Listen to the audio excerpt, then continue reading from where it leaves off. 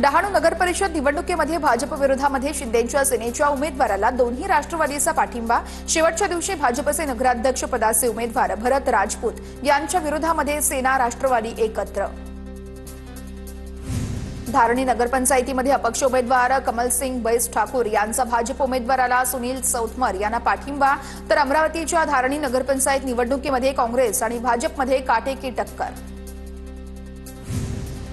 कोल्हापूरच्या हातकणंगले नगरपंचायतमध्ये राष्ट्रवादीचे दोन्ही गट एकत्र। राष्ट्रवादी अजित पवार गटानं नगराध्यक्ष पदासह सुमारे 12 उमेदवार रिंगणात उभे केलेत, तर आमची सत्ता येणार असा उमेदवार दीपक कुन्नरे यांना आत्मविश्वास। आमदार दीपक केसरकरांच्या मतदारसंघात भाजपचे मोठं शक्ती प्रदर्शन। दीपक केसरकरांना शह देण्यासाठी भाजपची सावंतवाडीत रॅली।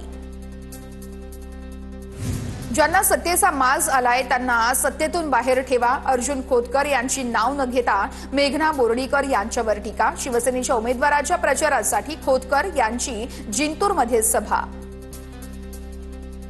बदलापूरमध्ये उमेदवार कविता सकट यांचा बॅनर फाडला। भाजपला पाठिंबा दिल्यानं मबियाच्या कार्यकर्त्यांनी बॅनर फाडल्याचा आरोप, तर तिसऱ्या आघाडीच्या 5 उमेदवारांनी मशाल निवडणूक चिन्ह घेतलं, मात्र काल 5ही उमेदवारांचा भाजपला पाठिंबा। भंडारामध्ये पैसे विचारून उमेदवारी देत असल्याच्या कार्यकर्त्यांचा आरोप, तर नाराज कार्यकर्त्यांनी पत्रकार परिषदेत व्यक्त केली नाराजी। फुकेंच्या नेतृत्वामध्ये वेगळा सिंडिकेट तयार झाला असल्याचाही आरोप। हायकोर्टाच्या निकालाची प्रत येईपर्यंत निवडणुकीला स्थगिती असावी। अनगर नगरपंचायतीच्या अध्यक्षपदाची निवडणूक स्थगित करण्यात आल्यानंतर उज्ज्वला थिटेंची प्रतिक्रिया, तर मुंबई हायकोर्टात जाऊन कोर्टाला विनंती करणार असल्याची थिटेंची माहिती। राजन पाटलांना आता तिसऱ्यांदा फुगड्या खेळण्याची संधी मिळावी। आमचे अपील कोर्टानं फेटाळलं असलं तरी आम्ही निर्णयाविरोधात हायकोर्टात जाणार। अनगर नगरपंचायतीच्या स्थगितीवरून उमेश पाटलांची प्रतिक्रिया। बुलढाण्याच्या तेलगुनगरमध्ये काँग्रेस नगरसेवकाच्या बॅनरवर अज्ञातानं शाई फेकल्याची घटना उघड। परिसरामध्ये तणावाचं वातावरण, तर पोलिसांकडून आरोपींचा शोध सुरू।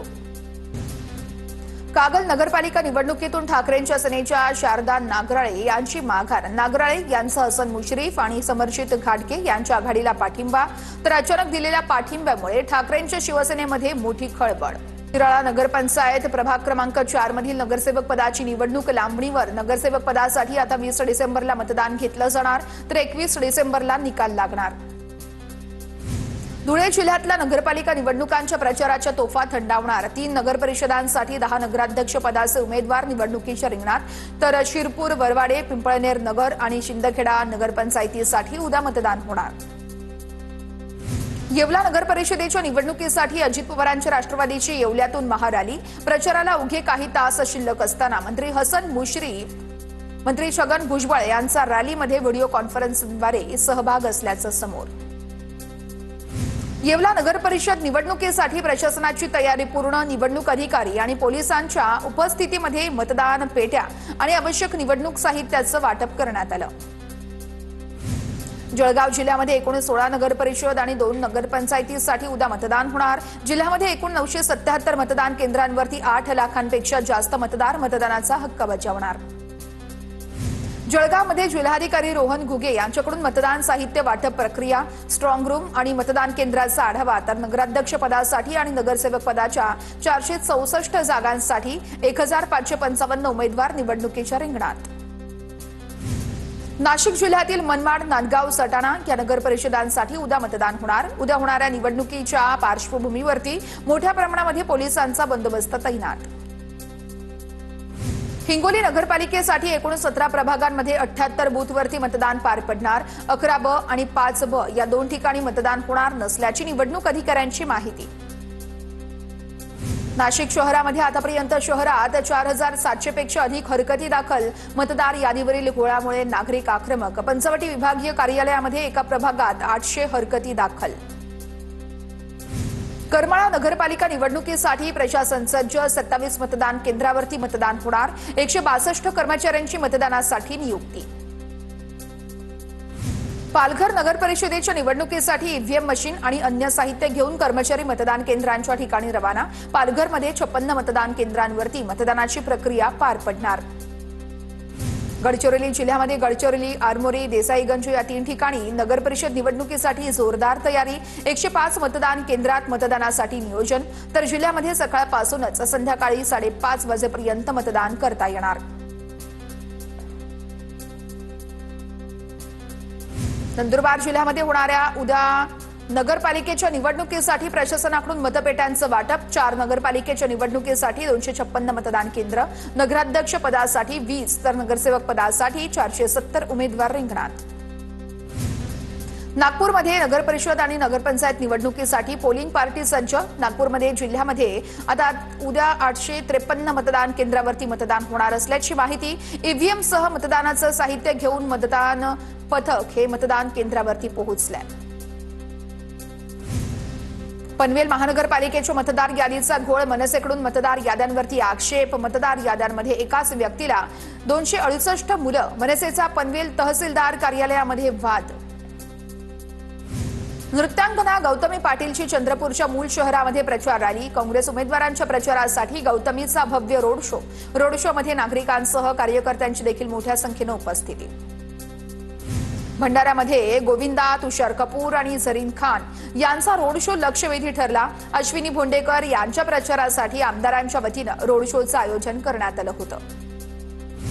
भाजपकडून प्रचाराचा धडाका। सकाळपासून महसूल मंत्री चंद्रशेखर बावनकुळेंच्या बैठकांचं सत्र। महादुला या ठिकाणी बावनकुळेंचा गावभेट दौरा, तर मौदा, कामठी आणि येरखडा या ठिकाणी जाहीर सभा। जळगावच्या मुक्ताईनगरमध्ये रक्षा खडसे आणि आमदार चंद्रकांत पाटलांमध्ये जुंपली। प्रचारामध्ये प्रचंड रंगत असताना मंत्री रक्षा खडसे आणि आमदार चंद्रकांत पाटलांची शेरो शायरीतून एकमेकांवर टोलेबाजी। सोलापूरच्या कुर्डुवाडीमध्ये ठाकरेंच्या शिवसेनेकडून मशाल हाती घेत शक्ती प्रदर्शन। धनंजय डिकोळे आणि नगराध्यक्षपदाचे उमेदवार जयश्री भिसेच्या नेतृत्वाखाली मोर्चाचं आयोजन। जळगावच्या नशिराबादमध्ये भाजप आणि सेनेच्या उमेदवाराच्या प्रचारार्थ रॅलीमध्ये मंत्री गुलाबराव पाटील आणि आमदार सुरेश भोळे सहभागी, तर गुलाबराव पाटलांचं कार्यकर्त्यांकडून जोरदार स्वागत। तळोदामध्ये आमदार चंद्रकांत रघुवंशींची जाहीर सभा। शिवसेना शिंदे गटाचे उमेदवार हितेंद्र क्षेत्रीय यांच्यासाठी सभेचं आयोजन। तळोदेचा विकास करण्यासाठी शिवसेनेला संधी देण्यात येण्याचं यावेळेस आवाहन। कराड नगरपालिकेच्या निवडणुकीतील यशवंत विकास आणि लोकशाही आघाडीचा प्रचार शिगेला। माजी सहकार मंत्री बाळासाहेब पाटील यांच्या उपस्थितीमध्ये सांगता सभा संपन्न। निवडणुकीवेळेस चेकपोस्टवरील ड्युटीमुळे वाशिम रिसोडमधील शिक्षकांमध्ये नाराजी। निवडणूक स्थगित झाल्यामुळे शिक्षक 20 डिसेंबरपर्यंत चेकपोस्टवरती तैनात राहतील। यामुळे विद्यार्थ्यांचं शैक्षणिक नुकसान होणार। शिक्षकांची संतप्त प्रतिक्रिया। निवडणुकीच्या पार्श्वभूमीवरती भंडाऱ्यामध्ये बाहेरून येणाऱ्या वाहनांची तपासणी। ठिकठिकाणी तयार केले चेकपोस्ट, तर पैसे, दारू किंवा अन्य साहित्य आढळल्यास कारवाई। मालेगावच्या डोंगराळेमधील चिमुकलीवरील अत्याचार आणि हत्या प्रकरणामध्ये कुटुंबियांची तब्येत खालावली। उपोषणाच्या 3ऱ्या दिवशीही उपचार घेण्यास कुटुंबियांचा नकार। 21 जानेवारी 2026 रोजी मुंबईच्या आझाद मैदानामध्ये धनगर समाजाचं भव्य आंदोलन होणार। ठाण्यातील पुण्यश्लोक अहिल्यादेवी होळकर स्मारकामध्ये नियोजनासाठी बैठक संपन्न।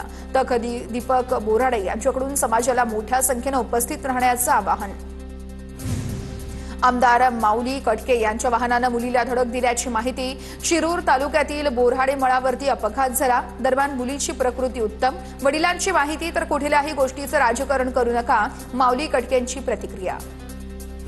हिडमाच्या मृत्यूनंतर छत्तीसगडमध्ये 37 नक्षलवाद्यांचं आत्मसमर्पण। काही दिवसांपूर्वीच नक्षलवादी हिडमाचा खात्मा करण्यात आला होता। आत्मसमर्पण केलेल्यांमध्ये 27 जणांवरती 65 लाख रुपयांचं बक्षीस होतं, तर आत्मसमर्पण करणाऱ्यांमध्ये 12 महिलांचा समावेश। शेतकरी कर्जमाफीसाठी 5,900 कोटींच्या तरतुदीची शक्यता। राज्य सरकारचा पुरवणी मागण्यांद्वारे प्रस्ताव, तर पुरवणी मागण्या मंजूर झाल्यास 6,56,000 शेतकऱ्यांना लाभ मिळू शकणार। नाशिकच्या तपोवनमधील मुद्दा गाजत असताना झाडं लावण्याचं काम सुरू। नाशिक मनपाकडून 14 ते 15 ठिकाणी नवीन झाडं लावण्याचं काम सुरू। एका झाडाच्या बदल्यामध्ये 15 झाडे लावण्याचं प्रशासनाचं आश्वासन। बुलढाण्याच्या जळगाव जामोदमधील नुकसानग्रस्त शेतकरी अद्यापही मदतीपासून वंचित। नुकसान भरपाई आणि शेतीला संरक्षक भिंत बांधून देण्याची शेतकऱ्यांची मागणी। वाशिम जिल्ह्यातील रब्बी हंगामानं यंदा शेतकरी वर्गाचा आत्मविश्वास पुन्हा वाढवला। समाधानकारक पाऊस पडला, त्यामुळे मोठ्या प्रमाणात गहू पिकाची पेरणी झाल्याची शेतकऱ्यांची माहिती। यावर्षी हवामानानं साथ दिल्यास रब्बी हंगाम चांगला होणार, शेतकऱ्यांची प्रतिक्रिया। 5 डिसेंबरला नंदुरबार जिल्ह्यातील सर्व शाळा बंद राहणार। फेब्रुवारी 2013 पूर्वी नियुक्त झालेल्या शिक्षकांना टीईटीतून सूट मिळावी, या मागणीसाठी शिक्षक संघटना आक्रमक।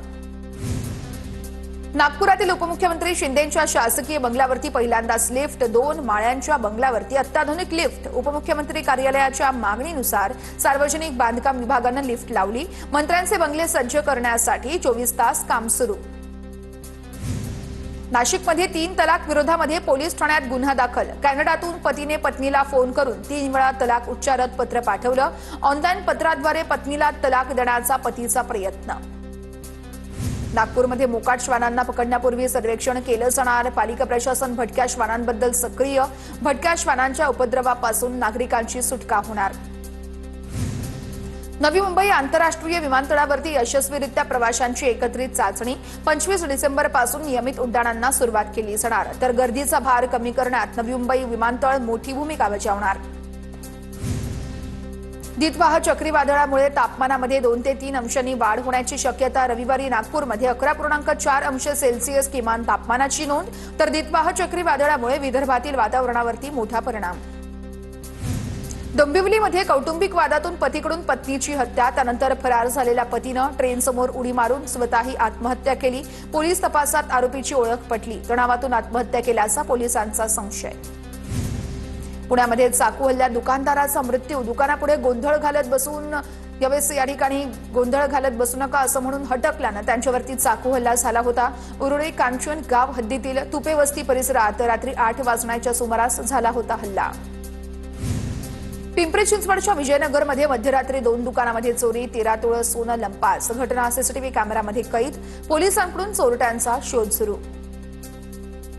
नाशिकच्या पंचवटीतील हिरावाडी परिसरामध्ये 27 वर्षीय विवाहितेची आत्महत्या। विवाहितेला जादूटोण्याची भीती दाखवण्याचा प्रयत्न केल्याचा पोलिसांना संशय, तर जादूटोणा प्रतिबंधक कायद्यानुसार गुन्हा नोंदवला।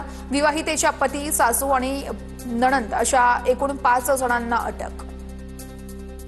पिंपरी चिंचवडच्या महिलेची अनैतिक संबंधांमधून धाराशिवमध्ये हत्या केल्याप्रकरणी आरोपीला पोलिसांकडून अटक, तर धाराशिवमध्ये या महिलेचा अर्धवट जळालेल्या अवस्थेमध्ये मृतदेह सापडला। प्रियकरासोबत राहण्याचा तगादा लावल्यानं हत्या केल्याची माहिती। गोंदियातील एकोडी येथे नवजात अर्भकाला विहिरीत फेकून दिल्याचं प्रकरण। कुमारी मातेनेच नवजात बाळाला विहिरीत फेकल्याचं स्पष्टीकरण, तर विहिरीमध्ये आढळलं होतं 1 दिवसाच्या अर्भकाचा मृतदेह। कोल्हापूरमध्ये 7 वर्षीय चिमुकलीवरती अत्याचाराचा प्रयत्न। मुलीनं आरडाओरडा केल्यानं मोठा अनर्थ टळला, तर ऊसाच्या शेतात नराधमाचं कृत्य। अत्याचाराचा प्रयत्न करणाऱ्या 28 वर्षीय तरुणाला ताब्यात।